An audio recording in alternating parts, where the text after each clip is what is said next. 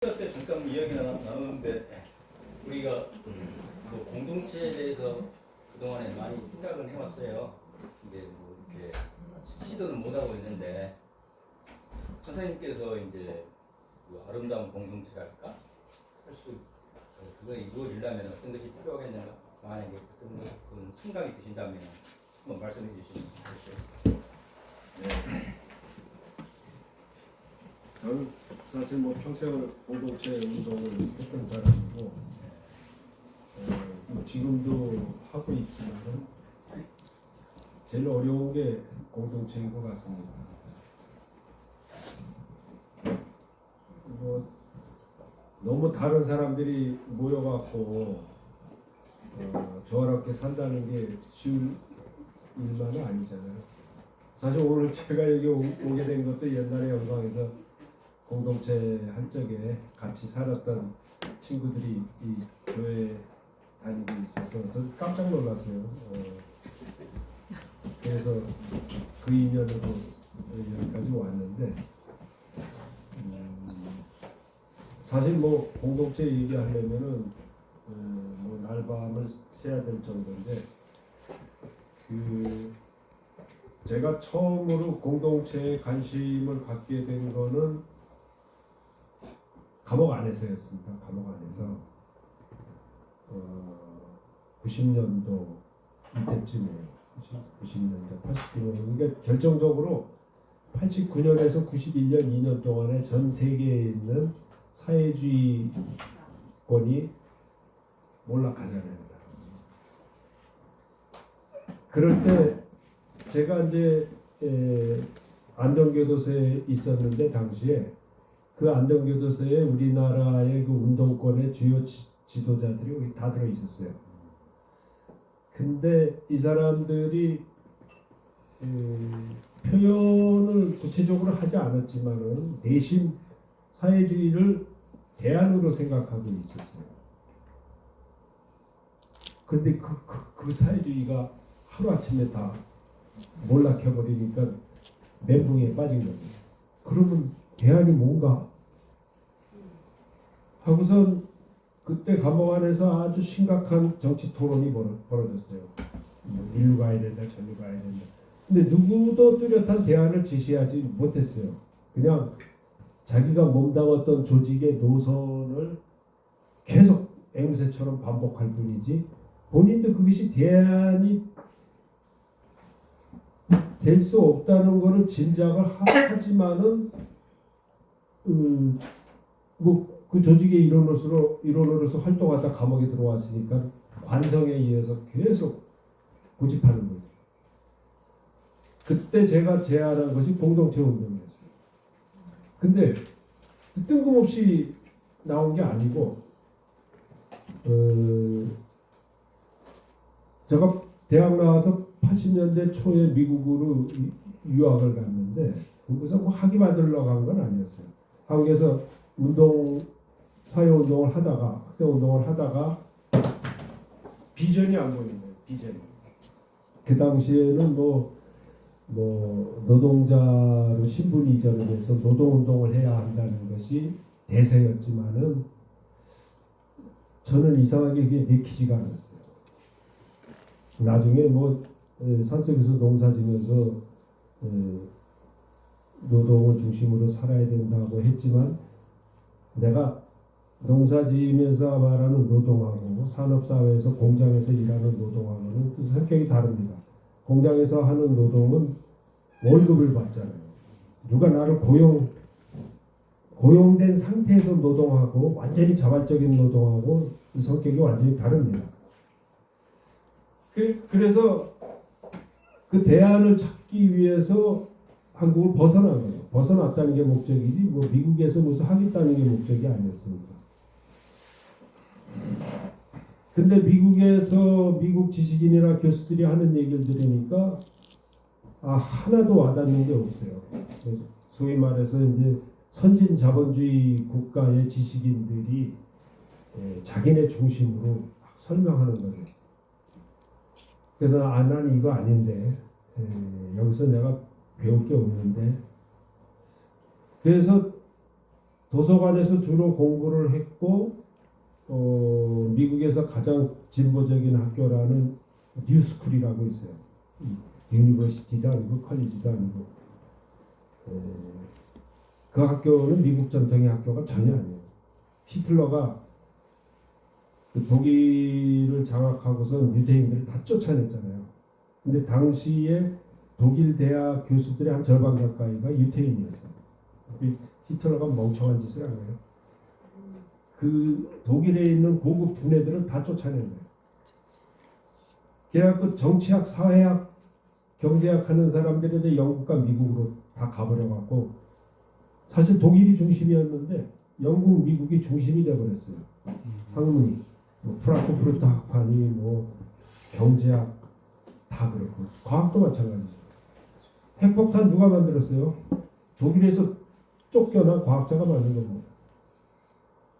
그래갖고 히틀러 때문에 미국하고 영국이 세계 학문과 과학의 중심이 된 거예요. 그 쫓겨난 서해학자들이 미국 뉴욕에서 만든 학교가 그게 뉴스쿨입니다. 그 학교 커리큘럼에 보니까 뭐 막스의 자본론부터 시작해갖고 제3세계 정치학, 사회학 이런 게 다 있더라고요. 저는 지금은 우리가 선진국이라고 하지만 당시에는 저는 제3세계라고 생각을 했거든, 한국이. 그래서 제3세계 정치학을 공부를 했어요, 대학원에서. 그 제3세계 정치학을 공부하다 보니까 그 사회 발전의 가장 중심이 되는 게 공동체더라고요. 전통적인 공동체건 새로 만든 공동체. 그래서 저는 사회주의가 한 번도 제대로 실현해 본 적이 없지만 이게 현실적으로 가능하지 않다면은 공동체가 그 역할을 할 수 있을 것이다. 대한 사회의 중심은 공동체가 될 것이다라고 생각을 하고 그걸 얘기했는데 그 당시 그 운동권 친구들이 무슨 뿌띠 부르조아 사상이니 무슨 수정주의 사상이니 하면서 막 공격을 하더라고. 그래서 아유 얘들하고 말이 안 통하는구나. 그래서 제가 그걸 밖에서 편지에다 다 써갖고 밖에서 출판을 한 게 그게 제 최초의 저서입니다. 그게 그 책 제목이 백척간도의 서서라는 건데 91년도에 쓰여진 거예요. 야생 첫 편지보다 먼저 쓰여진 거죠. 근데 거기서 공동체 운동을 주장을 했는데 제가 나중에 출소해서 생태공동체 운동센터라는 운동단체를 만들어서 전국을 돌면서 한국의 공동체 조사를 하고 백서를 발간하고 그랬는데 그때 돌아다니면서 만나본 사람들이 그 10여 년 전에 나온 제 책을 읽고 공동체 운동을 시작했다고 하는 그 고백을 들을 때마다 야 이게 참 책이라는 게 무시무시한 거구나 그런 생각을 하게 됐어요. 그래서 그 2000년대 초반에 공동체에 관한 안내서 서적을 여러 권을 냈죠. 주로 이제 번역서인데 근데 처음에 제가 공동체 모델로 삼았던 것은 그 서양의 공동체 운동이었어요.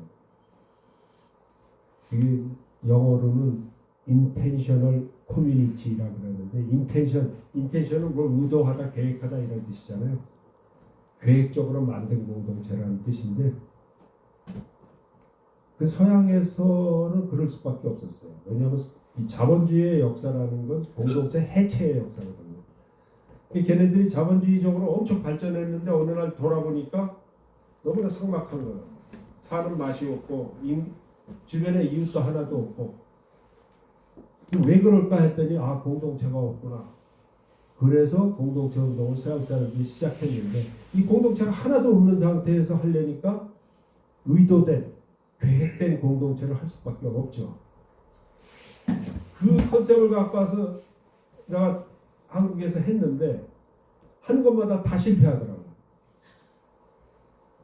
한국엔 그 계획 공동체가 성공한 사례가 없어요. 하나도 없어요. 하나도. 성공한 것처럼 보이는 혹은 거의 성공한 것은 종교 공동체밖에 없어요. 종교 공동체. 근데 그 이유가 우리는 공동체적인 마인드랑 공동체적인 하부 구조가 굉장히 많이 남아 있어요. 사회과학적 용어로 유재 남아 있는 것이 그러니까 공동체적인 관계나 마인드가 상당히 남아 있는데 서양의 그런 아무것도 없는 데서 만든 공동체 개념을 들이대니까 안 맞는 거예요. 그래서 제가 이제 그 서양식의 계획된 공동체 운동을 접고 그 다음 접근한 것이 이제 마을 공동체였어요. 마을이 살아야 된다. 그래서 나중에 이제 마을 공화국이라는 개념까지 갔는데 이걸 하다 보니까 이 마을의 인구가 적은데 마을에 노인네들밖에 없으니까 뭐 되는 게 하나도 없더라고요. 네? 그리고 우리나라 마을이 전부 관이 주도해서 마을을 만들어버려. 옛날에 새마을 운동 하면서 정부에서 지원금이 떨어져야 뭘 마을 사업을 할 수 있고 이것도 힘들다. 그래서 좀 범위를 넓히자 해서 나온 것이 지역공동체 운동입니다. 분단위 몇 단위. 왜냐하면 거기에는 젊은이 늙은이 다 섞여 있고 인구도 어느 정도 되니까. 면이라고 해봐야 한국에 2,000명밖에 안 돼요. 평균 2,000명 안 되는 데도 많고. 그걸 한 단위로 해서 지역공동체를 만들자 하는 것이 현재 단계입니다. 그런데 최근에 새로운 흐름이 나왔어요. 원래 있던 건데 이게 원래 있던 건데 새롭게 드러난 건데 그게 뭐냐면은 마을 공동체도 아니고 지역 공동체도 아니고 계획 공동체도 아니고 가족 공동체를 기반으로 한 농장, 이걸 우리말로 번역한 것이 가원, 집가자, 농원할 때 원자, 가원운동입니다. 기농운동본부 아시죠? 기농운동본부에서 오랫동안 주장했던 게 소농운동입니다. 소농이 살 길이다. 소농이 인류를 구원한다. 소농은 대농의 반대말이죠. 작은 규모의 농사. 근데 소농이라는 개념은 경제학적인 개념이에요. 가원은 물론 소농이지만 가원은 한 가족이 중심이 돼서 농장을 운영하는 건데 이 가족이라는 건 상황이 아무리 어려워도 살아남잖아요. 어떻게 해서라도. 그래서 이 가족이 농장을 꾸리는 건데 한 기준 넓이가 한 1헥타르, 3,000평. 이게 러시아에서 시작이 됐어요. 그래서 지금 러시아를 비롯한 저 서유럽 이쪽에, 그러니까 러시아를 중심으로 동유럽, 중앙아시아 이쪽으로 상당히 퍼져서 지금 아마 수천 개의 이런 가원이 거기 막 계속 생겨나고 있어요. 근데 이게 생겨나게 된 계기가 1997년에 러시아에서 책이 하나 나와요. 그 책 제목이 아나스타시아라는 책입니다. 혹시 아나스타시아 읽어보신 분 있습니까? 한 분 계십니다. 선구자이십니다. 이거 여러분들 돌아가시기 전에 꼭 읽어보셔야 됩니다. 아나스타시아라는 책. 필독서입니다. 근데 이게 책방에서는 구할 수가 없고 인터넷 치시면은 막 뒤져보면 전화번호가 하나 나올 거예요. 그 번역한 사람 전화번호일 텐데 거기다 주문하면 책 보내줍니다. 이게 지금으로부터 20년 전에 나왔어요. 정확히 한국에 번역이 됐는데 참 이게 또 묘한 인연 같아요. 제가 당시에 생태 공동체 운동센터를 하고 있었는데 웬 사나이가 저를 찾아왔어요. 원고 뭉치를 들고. 참고로 이 책은 10권짜리 책입니다. 이게 놀라지 마세요. 왜냐하면 이게 평이하게 쓰여져서 금방 있습니다. 10권이라 할지라도. 그걸 갖고 와서 저보고 출판을 좀 해달라는 거예요. 출판사를 좀 알아봐 달라는 거예요. 바빠 죽겠는데 참 10권을 어떻게 읽고. 근데 이 친구 포스가 장난이 아니라서 그냥 알았다고. 근데 그거 읽자마자 제가 그냥 푹 빠져버린 거예요. 그래갖고 출판사를 내가 아는 출판사를 다 연락했는데 전부 퇴짜 먹었어요. 이거 팔리는 책이 아니라고 아무도 안 해주는 거예요. 그래서 사실상 이 친구가 자비 비슷하게 해서 출판을 해서 오로지 인터넷하고 입소문으로만 유통이 됐어요. 책방을 안 통하고. 근데 지난 20년 동안 매니아층이 생겼어요. 심지어 그것을 모델로 하고 있는 공동체까지 생겨났어요. 그런데 일주일 전에 한 열흘 됐나? 아니 10월 27일 8일 1박 2일 동안 그 책의 저자가 한국에 와갖고 처음으로 독자 모임을 가진 거예요. 저자 초청 강연을 한 거죠. 근데 놀랍게도 120명이 넘는 사람들이 왔어요. 저 수저산 밑에 연천 통일 센터인가 거기서 했는데 열정이 대단하더라고요. 근데 제가 그 책에 서문을 썼는데 기가 막힌 인연 같아요. 그게. 근데 마침 그 저자가 온다 그러니까 그 잡지 그 사상계에서 저한테 부탁을 하더라고. 인터뷰를 해서 좀 글을 써달라고. 그래서 그저께 원고를 마감해서 주고 왔는데 이건 겨울 사상계에 실리는데 그 아나스타시아 그 내용 전반에 대해서 그 인터뷰 포함해서 그 책의 내용은 하나입니다. 가온을 하자 이건데 제가 글에다 뭐라고 쓰냐면 아나스타시아는 여자 이름이에요. 아나스타시아는 여자 예수다 이렇게 썼습니다. 그리고 아나스타시아라는 책은 21세기의 신약 성서다. 왜냐하면 러시아가 그리스 종교 그 계통이잖아요. 동방교회에서 기독교 세계입니다. 거기가. 그러니까 아나스타시아의 세계관이 기독교 세계관이랑 똑같아요. 거기도 신이 창조를 하고 모든 것을 인간이 만물을 신의 어떤 저걸 받아서 인간이 만물을 다스리고 요한계시록 내용하고 똑같고 요한계시록에서는 14만 4천 명이 부름을 받고 다 멸망한다 그러잖아요. 거기서 이제 사이비 종교가 엄청나게 생기는데 아나스타시아도 구원의 메시지를 거기서 던져요. 지금 인류가 이렇게 나가면 100% 멸망한다고 써 있어요. 거기도. 그런데 여기서 살아남으려면 가원을 해야 돼요. 자연에 들어가서 살아야 된다. 그러니까 좀 사이비 종교 메시지하고는 조금 다르죠. 근데 개별 가원으로는 너무 좀 힘들고 어려우니까 가원끼리 이렇게 마을을 이루어서 가원 마을을 만들어서 살자 이렇게 나오는 거죠. 어디 기본 컨셉은 가원이다. 근데 단순한 얘기지만 여기서의 가원이 선호하고 다른 점은 이 가원은 새로운 문명의 기본 단위 씨앗으로 나오는 거. 완전히 새로운 문명. 그 새로운 문명은 대자연의 질서에 따르는.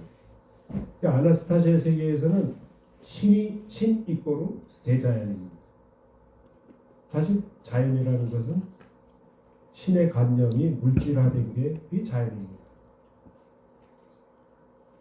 이 기독교 전통에도 그런 게 있어요.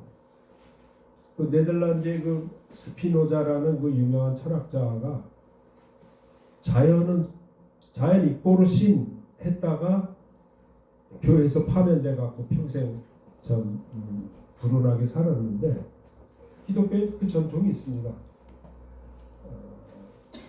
뭐 그렇게 생각해도 뭐 무리가 없죠. 그래서 그 자연의 질서에 따라서 살게 되면은 살아남을 수 있고 굉장히 오랫동안 살 수 있다. 근데 놀라운 거는 자연의 질서에 따라 살면은 사람들이 다 초능력자가 된다는 거예요. 그 책을 읽으면 아마 처음에 굉장히 실망할 거예요. 왜냐하면 믿을 수 없는 내용들이 너무 많으니까. 이 여자가 뭐 남의 인생도 들여다보고 투시도 하고 뭐 예언도 하고 뭐 텔레파시도 하고 순간이동까지 하고 이 기적이란 기적은 다 해요. 예수님보다도 한술 위인 것 같아요. 기적. 근데 자연 속에서 살면 이게 가능하다는 거예요. 인간이 박쥐의 청력을 갖게 되면은 초능력 아닙니까? 메뚜기의 점프력을 가지는 것도 초능력이죠. 원래 인간들은 거의 초능력자였다고 해요. 근데 문명을 인간들이 만들면서 그 능력을 다 잊어버렸어요. 제가 아까 그랬죠. 자연치유력을 갖고 있었는데 약과 병원을 지으면서 그 능력 다 잊어먹었다고. 우리 능력도 똑같다는 거죠. 그래서 그 책을 읽어보시면 어떻게 살아야 되는지 또 미래가 어떻게 되는지 내가 왜 태어났는지 이런 것이 다 나와 있습니다. 그래서 제가 21세기 바이블이라고 그랬어요. 근데 기독교인들은 그 책을 받아들이기가 더 쉽죠. 왜?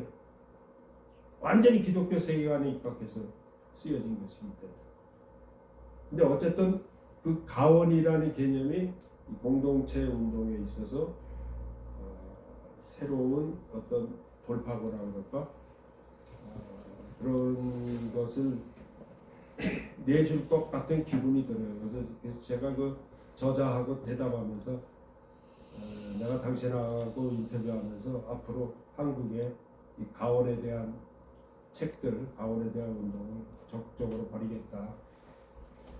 그렇게 약속을 했었는데 아무튼 현재 이 공동체 운동은 그런 정도로 전개가 되고 있습니다.